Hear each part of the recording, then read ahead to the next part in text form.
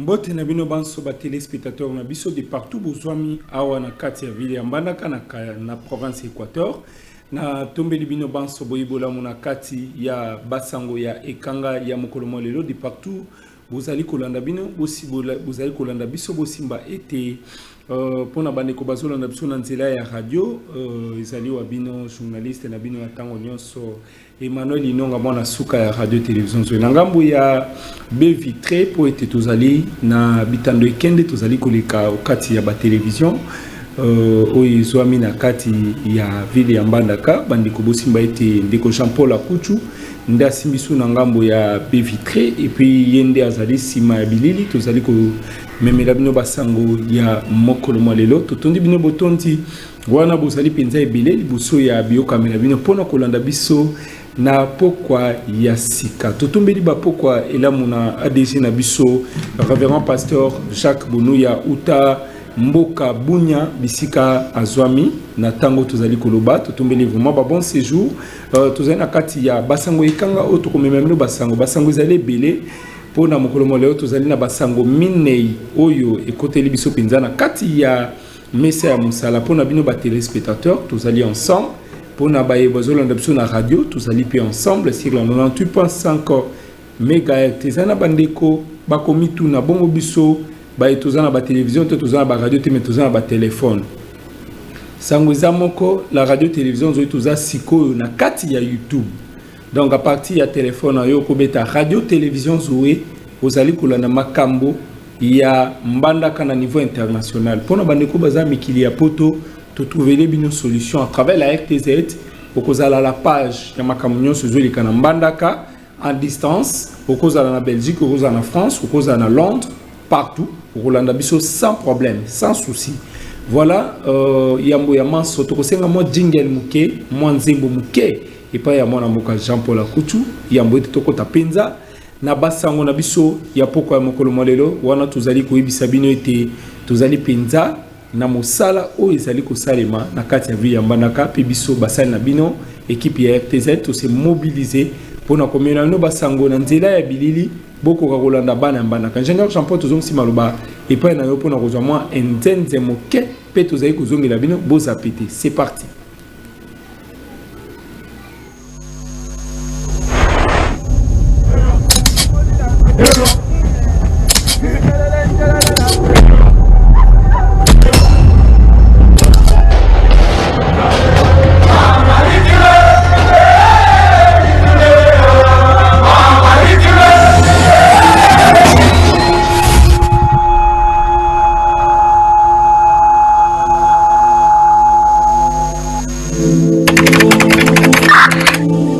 Élément FARDC contre Rwanda RDF. Vendredi 07 08h30 Bravo. Super. Côté ennemi 07 Nord. Super.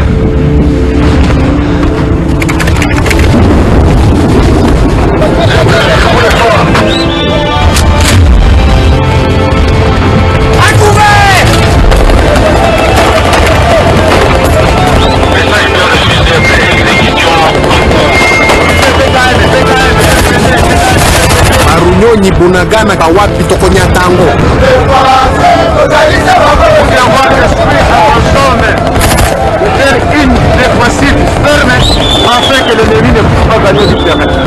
Bandeko ya Mapinga, commandant suprême alobaki na biso boye. Vaillants soldats, ensemble, nous triomphons de cette agression injustifiée. Tozali bakengeli mabele mabiso, basenzeli ya sinzili, bamemi elikia. Bokasi ya munguna ekoki komonana neti eleki. Kasi nazali koloba na bino, toleki kutu kozala basoda. Tozali Mapinga, ma République démocratique du Congo.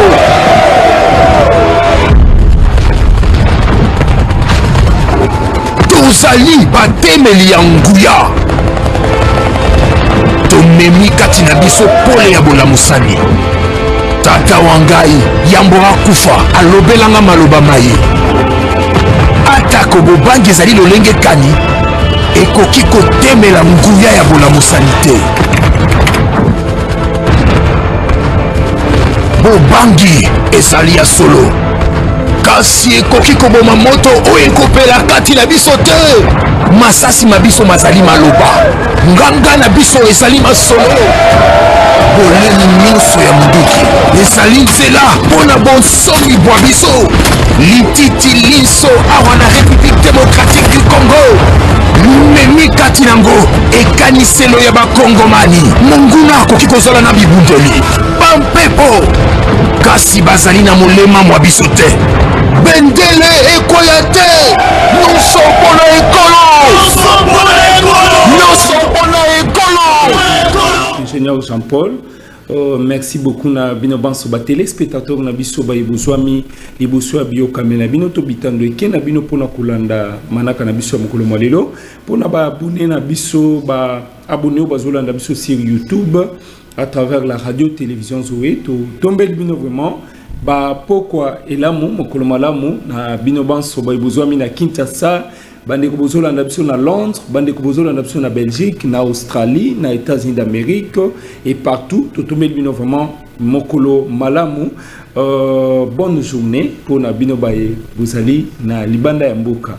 Wana to PSP bambote beli na pasteur na biso révérend Jacques Bunuya o azolanda biso uta mboka Bunya awa na République démocratique du Congo na molonga na ye maman mami Pascaline Bogali Bonuya na ebisa kibino ete la radio Zoé tozasko sur YouTube tozali bande ko bazolanda biso en direct na YouTube, bande ko bazolanda biso en direct na télévision awa na Mbandaka, bande ko bazolanda biso en direct na radio de partout dans les 5 territoires. Donc, dans les 7 territoires s'il vous plaît, allez-je dire. Merci beaucoup na bino banso sango na biso ya yambo ezali nini tozali kolobe ya likambo ya salité oyo ezwami na marché Mbandaka de na commune ya Wangata esika ba mama batekaka kwanga tozali na mbindo oyo tokuti kuna bande kunanga toyebite est-ce que tozana kati ya ville ya Mbandaka ou soit tozali na Benonga to na Ikoko Ipenge salité eleki esika ba mama na biso bazali koteka kwanga kuna na Mbandaka de mituka oyo yaka na kwanga na esika wana bomoni salité bo ezali marché ya kwanga esika ba mama bayaka koteka kwanga esika ba commerçant bande kuna biso bazana kati intérieur balongwaka na babiloko na bango pona kwa koteka na Mbandaka bakumba bakwanga bakokumba ba pondu bakokumba makemba bakokumba bitabe baye na mutuka basemi tope batelemi na balabala pona koteka kwanga donc bakokota na lopango ya moto mukolo wana pesa parcelle na to ebité mais tokuti salité moko salité d'une manière déplorable.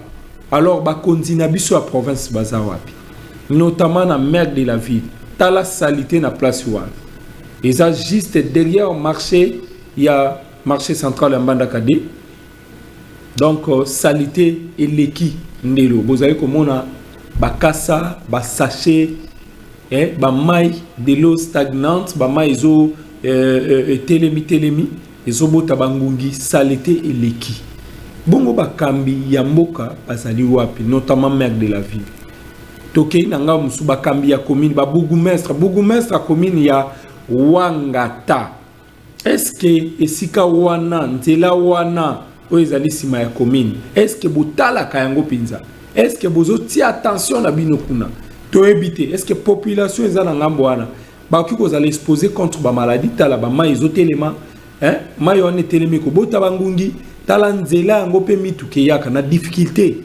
tozo préciser bien mituka ezo ya kotema wana pona koteka kwanga mena difficulté ngamo na telemi na moni manœuvre ndenge mutuka ezo sa pone ya kotelema et ko tout apé batu bakufi donc loko ane swebiso sango libuso ezali kambo ya mbindo na marché ya Mbandaka de na marché central juste na avenue eza sima ya marché central esika mituka ya Bongonde ya Itipo ya Iboko ya Bikoro pe bamboka nyonso yaka kotika biloko kotika ba passager oyo bayaka kosala commerce ya koteka makemba koteka bitabe koteka bakasa koteka biloko bongo na bongo est-ce que bandeko wana bazanga pe koloba te tokendaki ezate ke biso toke to remarquer totika ki bongo te na bandeko o ba sepelaki koloba na likambo salite o ezwami kuna na mbandaka de mbindo eluti ndelo o balobaka bosoto na lingala toloba te basango ekange ye pona komemia bino bilili peut-être bandeko msu baloba tolobaki na radio mais eza vidéo kaka ndenge tata na biso mokambi etuka Équateur alobaka papa Bobo Boloko Bolumbu, son excellence monsieur le gouverneur, to pesi bambo de côté azwami to lobby il y a lobaka vidéo. Donc to lingi ba audio te tala mbindo botala bosoto. Est-ce que mbindo wana batu ba ki ko bela épidémie te population est exposée contre ba épidémie. Population est exposée contre makambo ya mabe mingi. Alors tozali ko senga na bino bakambi. Notamment maire de la ville, papa na biso Yves Balo ako kakotala likambo ya balabala oyo ezwami derrière marché central Mbandaka 2 wapi babwaka bosoto wapi mbula soke beti ba mama bakomi na niveau ya misapi ya makolezo pasuka donc place mama zotia lokolo ebité soki ngando soki mboloko so nyamani na za na kati tala kuna lisusu kaka na même marchand to kuti bazotumba on dirait bazo sala agriculture sibrili na kati ya centre ville bon permettre ngana binga ngobongo bazali koziki sa moto pendant qu'il fait chaud. Vous savez très bien le climat de l'Équateur, tous un climat où il chauffe mais tala salité tala ne bazo payer sa moto ba payer si moto milinga chaleur bandeko bazo bika na place wana na okiba mama na ngamawa kotala ba mama ba boti biso bazo luka pona population ya Équateur pona biso bana mbandaka bazo tangisa biso wana bazo bokola biso wana bazo sala nyons pona tozala na santé malamu kaka na kopi na bango wana.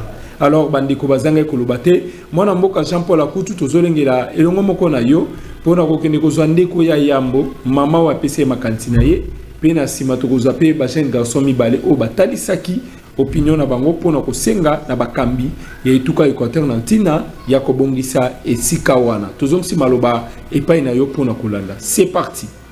Maman te pese moto. Merci papa na nimbo tena. Papa na mama mari. Wenda kanye yeye. Ko iko kwa. Wenda iko kwa.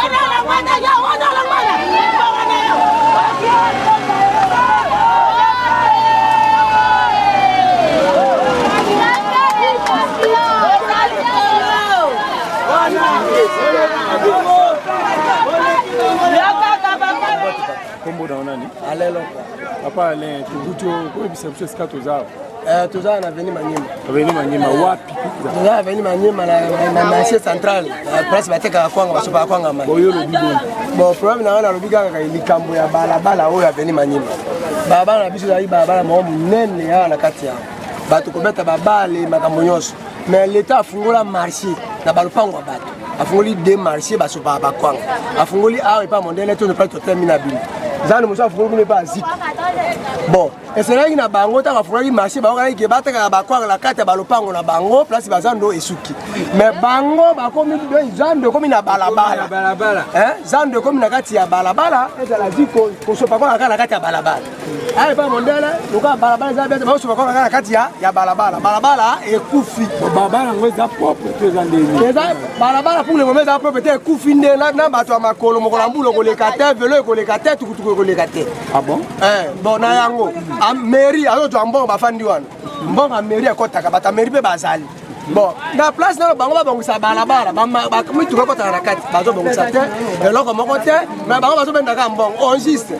Bon balabala monene ezo kufa si biso mo bana ese mega zo ka mbongo azo ka mbongo koleka bakolo pa na commune ba bazo ka mokolo pa ko 1000 francs mera ko 2500 na saki moko mokolo pa ko 1000 francs mera ko 2500 na saki moko musani bo ngane okuna biso mosala moko basala kizaka te ya mera saka mosala moko ata mera ipona ko ka mbongo esi pona leta esi la sala salite lobani likambo salite bon bazali mokolo esika alongolaka basalite na ye na bifo ya zwa kafuta pe bato na ye balongola basalite to kutia ngo salite balabala pe salite bon problème balabala eza salite na ndenge nini bato kaka bakolo pango nde babimaka ntina balabala balongoli basalite basangisi batumbi balongoli basalité basangisi bato mais ne tia salito ne belé na balongoli aussi la terre l'état de la solution tango mbule beta kabuzali tango mbule beta kabalabala otolega lisusu terre là comme on lega terre na makolo kolega terre soko une fête to que fête on doit soulever nos simbi là tu vas chasser au katis bongo bisi maire de la ville na nini na gouverneur à province na bakonzi ya commune toyebisi bango toyebisi maire de la ville toyebisi gouverneur ba doit solution à balabala manyema ba luka mo batinda machine e bango sa balabala ba so pa mabanga parce que bango leta yo doit mbongo ba mituke le kamalamu parce que e ko causer ba accident banda ko na bato za pembeni ozo kopande bon ba kongo ne ba boka na balabala bo bangungi ba salito na zo produit bangungi ko boto kolia bana ba malaria zo bota na kati na yango biso mo ba na quartier to ngato doit décision chasse ne la kuta na bini po de to ngato doit décision que camion yako tisusu ate motuko yako tisusu ate kusuka na balabala l'état lukila yako solution parce que balabala na biso e kufi zo mal à l'aise salité eleki makasi merci papa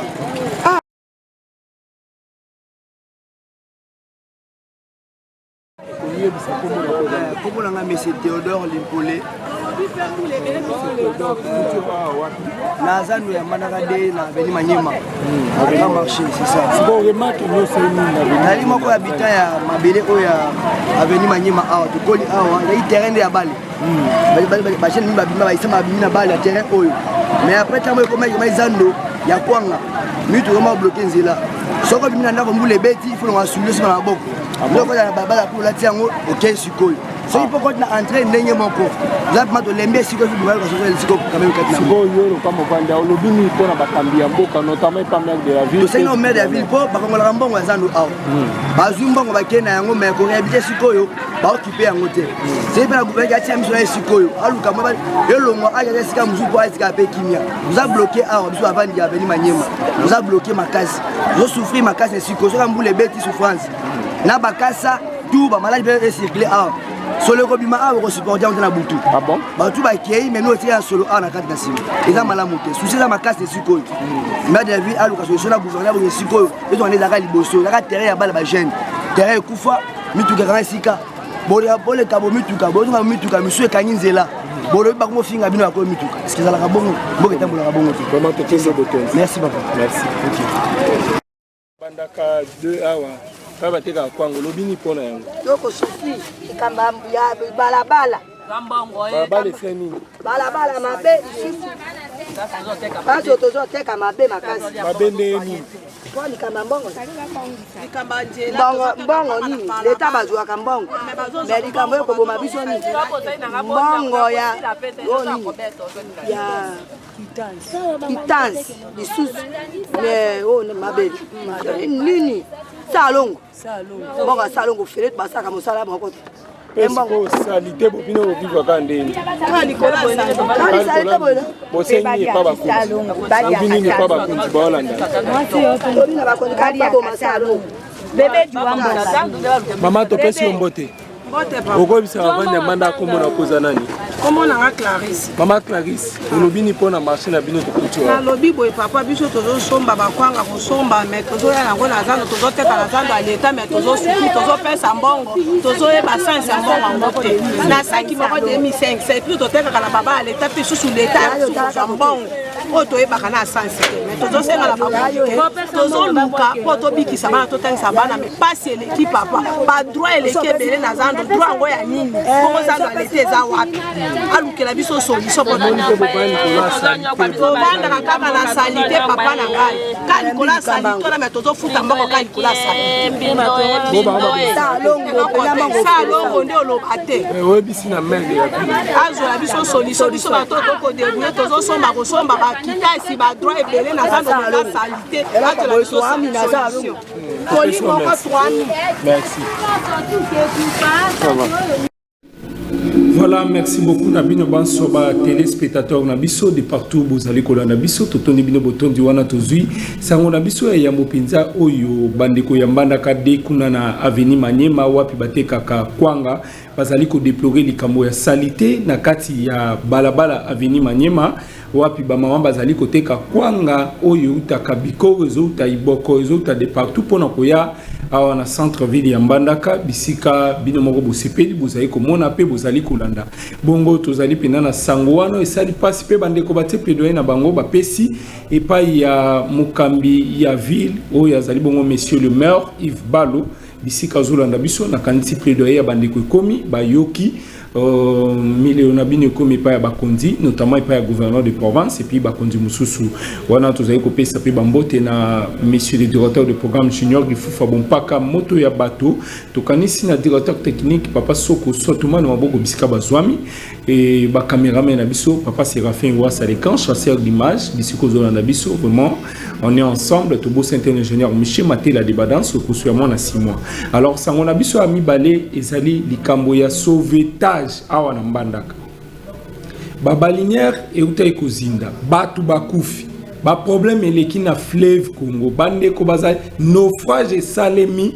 lolenge moko pe mususu bande ko bakufa qui ont des ordres likolo likambo ya mutu makas natina ya kolata sauvetage alors bande ko bazo continuer pour voyager sans sauvetage pendant que commissariat provincial ou ya commissaire fluvial azali pazali awa na Mbandaka ba service nyonso ya DGM ba service nyonso za sur place mais likambo sauvetage bande ko babosani fleuve Congo ya ngwa bozomona ezali wana muninga ya moto te fleuve wanga na moto e balazaka na camarade te ata boseka ki bomela boliaki mais tango yo lati sauvetage to mibate to choli toza image moko ingénieur Jean-Paul Azwaki ya bande ko ndenge ni bazali ko naviguer na kati ya fleuve bango wana likolo ya boîte tozomona ba sauvetage ya kotanga tomoni service ya marin ba ye pona kokanga bango suite to ebité soki ezali kamba sauvetage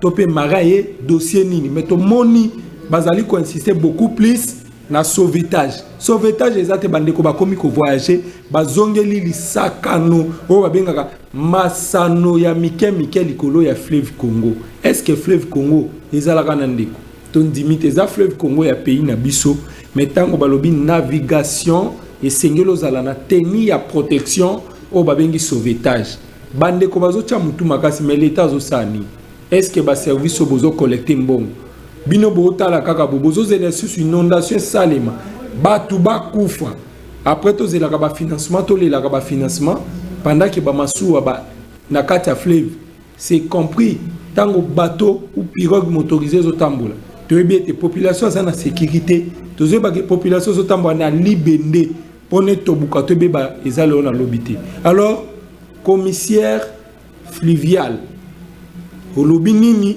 pona likambo etali apport ya sauvetage na panda ba embarcation ndenge zo salim batu bangi bakota boîte bangi ba matarado bangi ba kende kote nini to wapi tozomona na ba mbonge zo salim bomoni likole indi mapate zo munga donc mbula eza prêt ya kokita est-ce que bande ko bazo se rassurer na ba conséquences mu pepe na kata fleuve Congo ndenge balina biso komi kanda mikolo est-ce que bande ko bomio kata suscité bavandi ya province Équateur est-ce que toki ko ka souci à vie na biso te bande ko na biso tout topé de bango na nzela ba naufrage bazindi bakufi bana batikali ba orphelin ba papa babungisi bana babungisi baboti bande ko tobungisi banoko ba papa leki metala bango na boîte bazotambola na boîte ata sauvetage te loko moko zo assurer sécurité na bango Nicolas fleuve Congo ezate mais bandimi ba courir risque alors bino l'état ba kambina biso ya la police commissaire fluvial et aux autoriser bato wana ba kende ba voyage embarcation salema sans gilet de sauvetage eza malamu te mokonzi tozong si plaidoyer pa na yo basango ikanga tosengi sasa ipi potala likambo ya bandeko bazo voyager balataka sauvetage avant embarcation départ epesama esenge bazana gilet de sauvetage pona kobatela milimo ya bana ya etuka Équateur awa na ville ya Mbandaka ingénieur Jean-Paul nakanisi tokomi na suka ya sango etalaki makambo ya port ya sauvetage awa na kati ya centre ville ya Mbandaka pona ba voyage kokina ba intérieur mwana mboka Jean-Paul akutunda za isimabilili tokatisi na sango na biso mususu sango na biso ya misato ezali nini bandeko balandi likambo ya dissertation awa na ville ya Mbandaka. Dissertation eza, je pense que à partir ya les 4 ou les 5 ya mois de mai, mois où tozolanda bandeko na biso ba élèves ya 6e année des humanités ba kokende ko affronter ba épreuve na bango ya hors session et ba kozala na épreuve wana nde ba kokende ko affronter yango à partir ya les 4 ou les 5.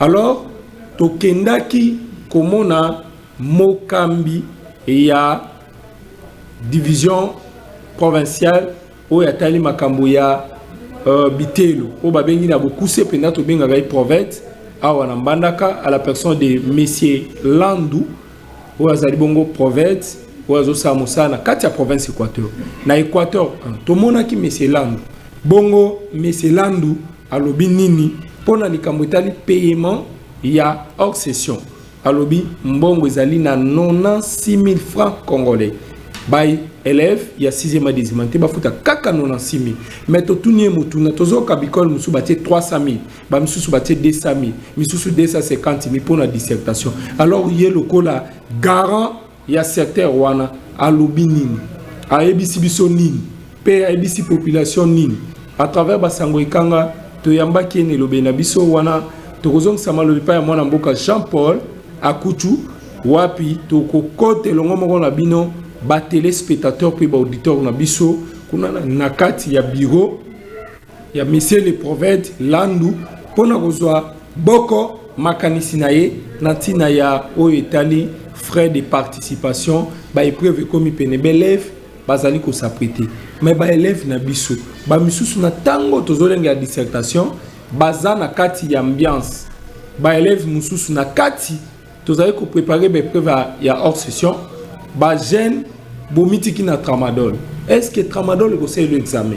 Est-ce que ata tozo se confier na labo likambo ya labo ko salema labo ba kotinde la biso labo e comment na dissertation ba c'est la labo bongo mukola demande d'emploi au senga pe renfort à labo ba élève eza passe Congo ya lobby Équateur ya lobby ezo senga bato ya bwana bato ya ntoki esengeli to tanga kilas dissertation ozo s'attendre na labo ou éviter que labo ko rendre encore faible ba msusu balobi a chat GPT intelligence artificielle ezako beti et pesi obiano bon obeti et pesi obiano c'est bon mais il faut tango zwe yano na ya bololo komikaka parce que intelligence et pesi obiano téléphone pe ko kota te téléphone à dissertation ko kota te ba ko kangela bino ba téléphone bongo totasko chat GPT naturel ou eza bongo na yo totala ndenge ko travail donc ba élève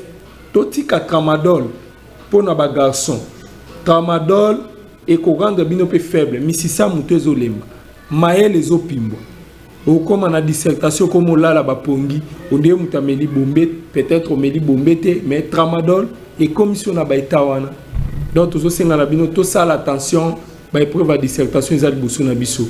Ingénieur Jean-Paul tozo la signal na yo pour na kokota na bureau ya monsieur Landu ou azali bongo monsieur le prophète ya éducation nationale et nouvelle citoyenneté awa na province éducationnelle Équateur 1 où ya talisi biso pena monokopolele ndenge nini makambango ekoleka na kati ya bitelo ezwami na province Équateur pe alobi pe alobaki mo moke pour nantina ya voyage na ye où ya salaki kuna na ngoma mokonzi Kinshasa. Ingénieur Jean-Paul, c'est parti. C'était ça. On a invité plusieurs directeurs du niveau central qui nous ont instruits. C'est-à-dire qu'on a sélectionné des thèmes pour que le directeur soit à même de bien gérer sa province éducationnelle. Donc nous avions eu plusieurs thèmes, je crois 11 à 12 thèmes que nous avions eu là-bas. Et quand on a terminé, nous étions un peu restés pour quelques renseignements pour chacun. Celui qui a un problème particulier pouvait le poser au secrétaire général ou bien à notre ministre. Voilà un peu ce que nous avons fait. Donc on nous a appelés pour nous renforcer la capacité de gérer une division. Les acquis que vous avez réussi à Kinshasa, comment vous allez pousser comme impression? Quelles sont les impressions du côté de... C'est bon, vous savez que quelqu'un qui ne se forme pas, il régresse. On nous a montré maintenant comment est-ce qu'on doit gérer correctement une division. Vous savez que nous sommes des responsables. Je ne gère pas une division. Peut-être dans l'ensemble, les gens pensent autrement. La division voit la direction provinciale, la direction du CECOP et l'inspection générale provinciale. Vous voyez? Tout ça, dans l'ensemble, nous devons gérer tout cela. Et nous devons avoir toujours des rapports. S'il y a un problème très sérieux qui survient, ils doivent le poser à moi. Moi, je le pose à Kinshasa. C'est ça, en fait, la procédure. Voilà, merci pour cette première partie. Et nous aimerions, quand vous êtes de retour à l'Équateur, dans votre milieu de travail, dans votre fief du boulot, nous aimerions également savoir, à ce qui concerne les épreuves qui se pointent déjà à l'horizon, il y a le Tenasos P pour les enfants de 7e, 8e. Il y a également la dissertation et les épreuves d'examen d'État. Alors, qu'en dites-vous en ce qui concerne les modalités de paiement? Oui, ça c'est la guerre de tous les jours. Hein. Les épreuves nationales ont été toujours préparées au niveau, d'abord, du comité provincial des évaluations, et ensuite, ça passe par le gouvernement provincial et son Excellence, Monsieur le Gouverneur, prend un arrêté pour le frais à payer. Comment est-ce que nous avions préparé ces histoires? Pour les préliminaires, c'est déjà passé, c'était 70 000, c'est-à-dire 70 000 francs. Pour la hors session que nous allons commencer, je crois, le 2 mai, si je me trompe, le 2 mai, là, c'est 96 000 francs à payer par enfant. Quant à la session ordinaire, là, chaque enfant doit payer 86 000 francs. Pour les élèves qui terminent l'enseignement de base que nous appelons, l'enseignement de base, l'ex-CO, ceux-là payent pour les Tenasos 40 000 francs. Et j'insiste beaucoup, ce sont des frais qui ont été retenus au niveau provincial. Et ça se trouve dans l'arrêté provincial de monsieur le gouverneur de province. Mais hélas, assez souvent, nous voyons les parents et les élèves qui devaient beaucoup d'argent, qui remettent à l'école, je ne sais pas pourquoi. C'est ainsi que j'insiste beaucoup, surtout pour ceux qui sont de la place ici. Quand ils trouvent que l'école demande beaucoup d'argent, ils peuvent passer directement à l'inspection principale, ils payent le montant officiel demandé. Je le répète encore, pour les préliminaires, là c'est déjà passé, mais pour la hors session, chaque enfant paiera 96 000 francs, 96 000 en français. Et pour la session ordinaire, ça fera 86 000 francs. Et pour les Tenasos P, pour les élèves qui terminent l'enseignement de base pour rentrer aux humanités, qu'on appelait hier le CO, donc ceux-là paient 40 000, un point de vue. Il n'y a pas de 45, il n'y a pas de 100 000, il n'y en a pas. Que les parents puissent bien me comprendre, nous avions donné les frais demandés officiellement par le gouvernement provincial sur demande de notre conseil provincial de l'éducation. Monsieur le prophète, vous avez demandé aux parents d'aller directement payer à l'inspection provinciale si l'école doit donner un montant autre que ce que vous avez parlé ici. Mais oui. Et maintenant, qu'est-ce que vous comptez faire à ces écoles qui continuent à faire ces mauvaises habitudes? Normalement, s'il y a une école qui demande un peu plus, selon ce que nous venons d'apprendre, moi, je n'ai pas à ouvrir un dossier sur un chef d'établissement. Je n'ai pas ce droit-là. Celui qui gère les écoles au niveau de la sous-division, c'est le sous-prophète. S'il y a un cas pareil, il ouvre un dossier disciplinaire contre le chef d'établissement qui demande plus que ce que le gouvernement provincial a demandé. Voilà, merci beaucoup, monsieur le prophète. Hormis les montants que vous venez de nous expliquer, on aimerait aussi savoir, est-ce qu'il y a aussi la tenue que vous avez jugée bon? Oui, pour la tenue, ça c'est une tenue officielle chaque élève porte sa tenue bleu-blanc. C'est l'uniforme officiel, bleu-blanc. Et dans nos pieds, ils portent les babouches. Un enfant qui vient avec des chaussures là, autres que les babouches, à l'entrée de l'école, on va ramasser ça par les surveillants et le parent ira chercher ça. Et l'enfant va rester comme ça, pieds nus, ce qui n'est pas bon. Donc, qu'ils comprennent très bien. Les chaussures autres que les babouches ne sont pas acceptées.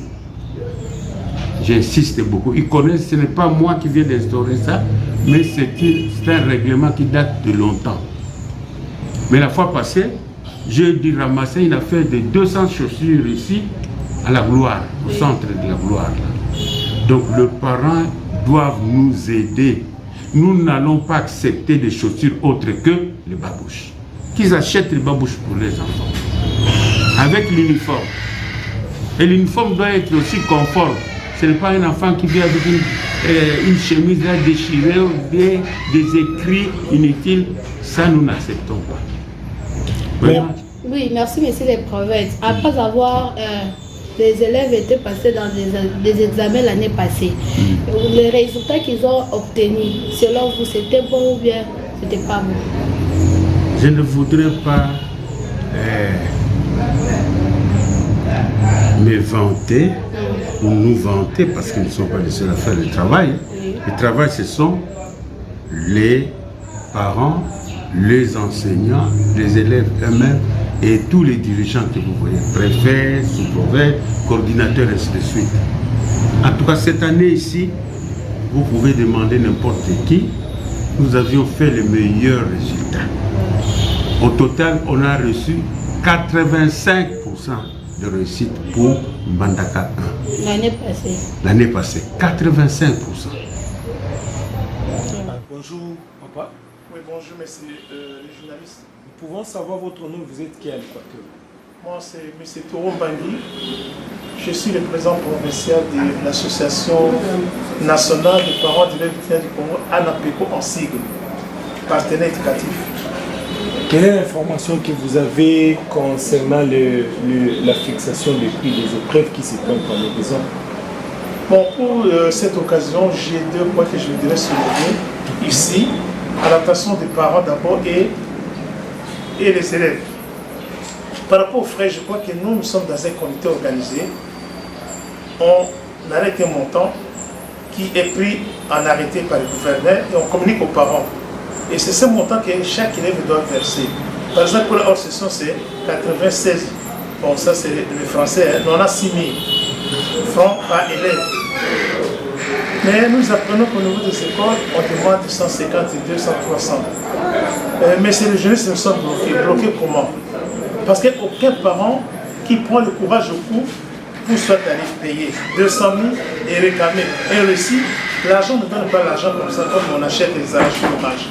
Quand vous les mettez une somme d'argent, il faut un document pour confirmer qu'un tel a donné tel montant. Alors vous versez 200 000, vous remettez le document de 200 000, vous rentrez maintenant auprès de nous, les autorités scolaires, par exemple les prophètes, l'IPP et le comité, vous présentez le document que vous avez versé le montant, or ce qui est votre reconnu officiellement. C'est à ce moment qu'on aura prendre des dispositions pour s'occuper du préfet ou bien de l'établissement en question. Mais les parents, ils viennent seulement par tout niveau, ils se lamentent. Mais aucune preuve. Nous ne sommes pas des anges. Moi, pour découvrir ce qui se passe au niveau des écoles, il faut quand même quelqu'un qui peut nous rapporter ça. Comme ça va nous donner du pouvoir pour agir. Ça, c'est le premier point. Le deuxième point, c'est par rapport au port de l'uniforme. L'uniforme, la tenue, les différents territoires nous suivent maintenant à travers les ondes de la radio-télévision. Je dois vous dire ceci, que cette fois-ci, ils doivent être vigilants pour pouvoir savoir que c'est répété comme ça, ils dénoncent ça. Je crois que c'est la... Et vous, ces montants, vous prenez les anomalies par rapport à l'augmentation sur le montant fixé. Alors, pour le port de l'uniforme, je crois que c'est le bleu blanc comme toujours, mais la chaussille, c'est la babouche bleu, blanc, des choses comme ça, oui. C'est la babouche. La gomme, communément appelée la gomme. C'est ce que nous voulons voir, les 4, pas autre chose. Je crois que c'est là où je conseille à tout le monde c'est tous les parents qui n'ont pas encore payé, qui s'activent pour aller verser le montant. On peut payer les jours J, mais c'est le bon de payer avant. Payer avant, comme ça vous êtes tranquille, comme ça vous êtes tranquille, la fin est à l'aise aussi, pour essayer de voir qu'est-ce qui va pour s'appliquer ces jours-là. Voilà nos remercions pour votre intervention. Dans beaucoup de Pinga, dans l'Ingala, Sangonini, Papa Toro, vous allez kutindila. Baboti ya bana na tina ya mai bazali komibongisa pona ba épreuve ya dissertation yo lo biboni. Bon, merci de journaliste Nazali na 2 points seulement na zo na baboti pe ba bana biso ba élève liboso pona mbongo o to singe zali no na 6000. Alors ce qui babaki c'est 200 300 OK ko fite tali omoko. Côté au contrôler on bino baboti vo gagner bien. Mbongo na zo na baboko aide que dans l'inspection. OK ko fite ba opération aussi. Guichet d'aller pour faire l'inspection. Voilà pour nous monter au de PCRO. Parce que vous offrez à 200, 300, ça te dit que une preuve. Oh, dans ce bas, moi, donc il était balade, moi, bon, dans ce cas, il ne faut pas se plaindre. Aux appuis, il y a pas de. Ils ont dit, pour moi, on a protégé, que nous offrez à 200, 300. Mais ça, tu es dans la tête. Ça te dit, on a signé, ça, on dit que nous offrez à l'inspection. Il y a mis balai pour un uniforme et à mon couloir. Et ça, bleu, blanc, tu dis, surtout. Mais dans ma couloir, moi, là, Ketche et collatément, ils se soutaient. Les akaka babouche, la gomme, ouais, bleu blanc, ce qu'on a bien, ils sont sur parce que les akaka plein de boutons. Pour les gens, on se soutient, on a fait ça. La vie, on va pas tirer à élève à moi. Pour le toquer tes écoles, on va pas avec un baquette. Bon, tu évites, hein. Ketche, moi, ça a des points à jour, mais pas pour les jours de la passation. Pour la passation de la gomme. On a des journalistes, 2 éléments, on a vu quoi ma femme. Merci, de journalistes. Voilà, merci beaucoup à l'ingénieur Jean-Paul Akouchou, moi namuke ya maeli bilé pour na basango au tozali ko accompagner population ya province Équateur na poko alelo na pesi bambo tibili na mama Viviane Kimbembi mama passa na salon Victoire na molonga na epi bana nyonso na pesi pe bambo tibili na couple Alain Botouli ba bazola na pebiso en direct sikoyo mama Mami Botouli na papa Alain Botouli to tombe bino ba poko elamu pourquoi pas na couple Justin Inonga na mama Charlotte Tuko ingénieur Jean-Paul sango na biso ya suka ezali nini kuna na ISP Mbandaka ezalaki bongo lelo na conférence ya munene o esalemi na cadre ya le 23 avril o ezalaka bongo journée mondiale du livre journée mondiale du livre ezalaka journée ya le 23 avril oyo bandeko ya UNESCO ba déclara yango comme journée mondiale ya livre o etali kotanga beaucoup et kolanda penza connaissance o ezana kati ya ba livre pe bandeko na kati ya ISP en étant une institution savante ba kei ba organiser conférence na cadre de journée on a balobe koleka inapercité il faut basala moloko moko oyo kozala en mémoire ya makambo etali beaucoup awa na kati ya province Équateur makambo etali lecture et ezalaki bongo pena na lipinga ya comité de gestion ya ISP Mbandaka o basanganaki elongo na ba invité ko uta bipai na bipai pe ba étudiant e ba sola kinantina ya makambo matali lecture makambo matali beaucoup tolanda olobeli ya radio télévision Zoé wana ezali bongo secrétaire académique monsieur le professeur tokoti na kati ya ISP elongo na bana ya province Équateur. C'est parti l'ingénieur. Bonjour. Nous rappelons que vous êtes secrétaire académique de l'ISP Mbandaka et nous venons d'assister à une conférence qui a été organisée par l'ISP Mbandaka ici dans votre milieu de travail. Qu'est-ce que la population de l'Équateur peut retenir de votre identité, votre nom et ensuite de l'activité qui vient de se dérouler? Bon, mon identité, on l'a dit là, hein, je suis prêtre du diocèse de Lissala, secrétaire général académique à l'ISP Mbandaka. J'ai occupé beaucoup de fonctions dans la profession académique. J'ai été recteur de l'université équatoriale, j'ai été recteur de l'INIMBA, secrétaire général académique à l'université catholique du Congo, plusieurs fois doyen de faculté. À présent, je suis le président de la Société philosophique du Congo. Voilà un peu mon identité. Quant à la conférence qui vient d'être organisée chez nous ici, On a dit, hein, c'est une initiative de l'UNESCO depuis 1994 qui a désigné la date du 23 avril de chaque année comme journée mondiale du livre et de la protection des auteurs.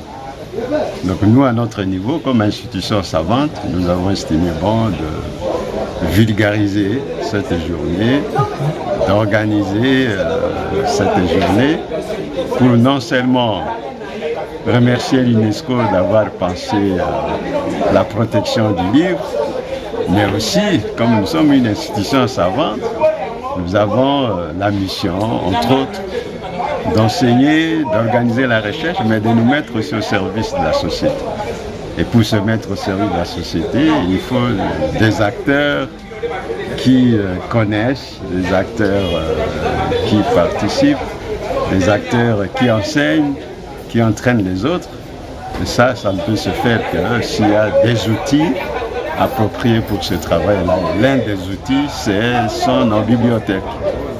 Et comme nous savons que les gens n'ont pas une culture de lecture assidue, c'était un moment, un lieu de rappeler aux gens les bienfaits de la bibliothèque, les bienfaits de la lecture, les bienfaits de l'écriture et l'exigence de protéger les droits d'auteur, de créer des maisons d'édition pour que chez nous, dans notre contrée, on puisse quand même entrer dans cette civilisation du livre. Voilà, professeur, comment avez-vous apprécié la participation de vos invités dans l'auditoire? La participation des invités, j'ai bien apprécié ça, parce que leur présence réconfortante a participé à honorer l'éclat de l'organisation. Mais j'ai vu une participation timide des membres de la communauté de l'ISP. Il n'y avait pas, à mon humble avis, suffisamment d'étudiants, suffisamment d'enseignants, alors que c'est une journée importante. Mais nos invités étaient là et je les salue respectueusement.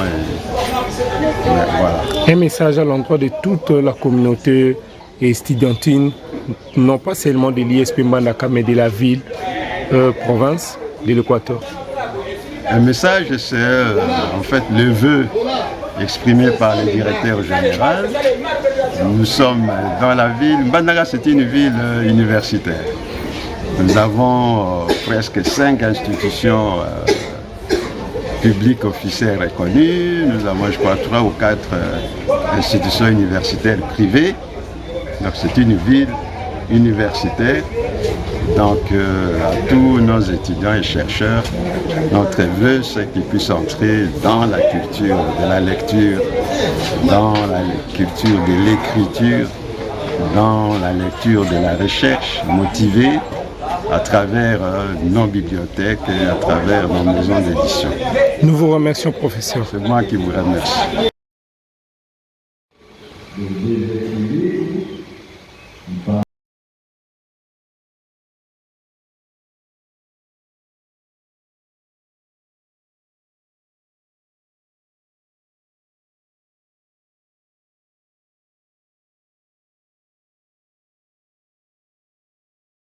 Si la sphère politique ou la sphère scientifique.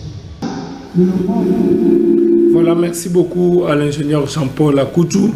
Matondi mingi nabino banso bavandi amana bavandi ya province Équateur tuchua na kulanda bandeko na kati ya ISP Mbandaka.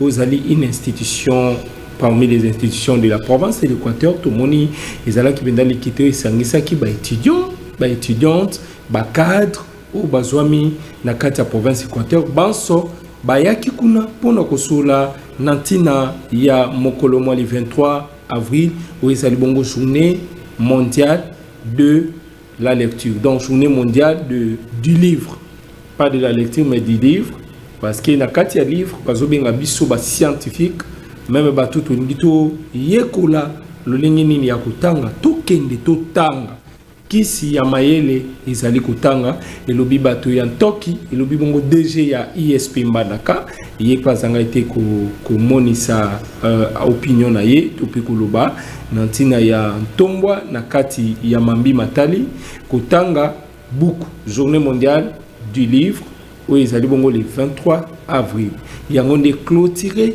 basango na biso ya poko ya mokolo maleo topesi botondi na directeur de programme junior Ifufa Bompaka moto ya bato topesi matondi na ADG AI na biso oyo asimbi radio télévision Zoé na tango oyo à la personne de Papa Soko Sotuman Maboko azapi directeur technique oyo asaliti biso toko kozwama awa topesi pe matondi na ingénieur Jean-Paul Akutu mona mke ya mayele bele oya talaki na lolenge ya kosala makambo malamu azoelaki biso bilili pe yo wana zali ko accompagner biso na ngambo ya baie vitrée topesi bino merci pour na attention na bino pour na présence na bino nzambi bozalaki ebele pour na kolanda biso na poko leo na pesi pe matondi na molonga na nga mama Monique Nonga mwasi ya kilo bisika zola na nga na bébé Elion pe bébé Charlotte bisika bazwami merci beaucoup à la participation ya ba téléspectateurs na biso pe ba auditeurs na kati ya basango ikanga epoko ya mokolo molelo pe nzambi ba numéro na biso ya téléphone ezali na bas d'écran soko lingo benga biso na activité na benga biso na 084 015 26 04 084 015 26 04 wana eza numéro na biso ya basango ikanga to pe 081 46 13 066 081 46 13 066 na pesi bino mbanso na tombe bino banso poko elamu pe biso banso totonda vraiment yemei le numéro 1 de la radio télévision de notre patron révérend pasteur Jacques Bounouya pona likabo malamu kitoko oya sel biso bana ya Mbandaka tosuki awa pe tukutani mikolo mizali koya pona numéro ya sika kimia otante ya mabuta na bino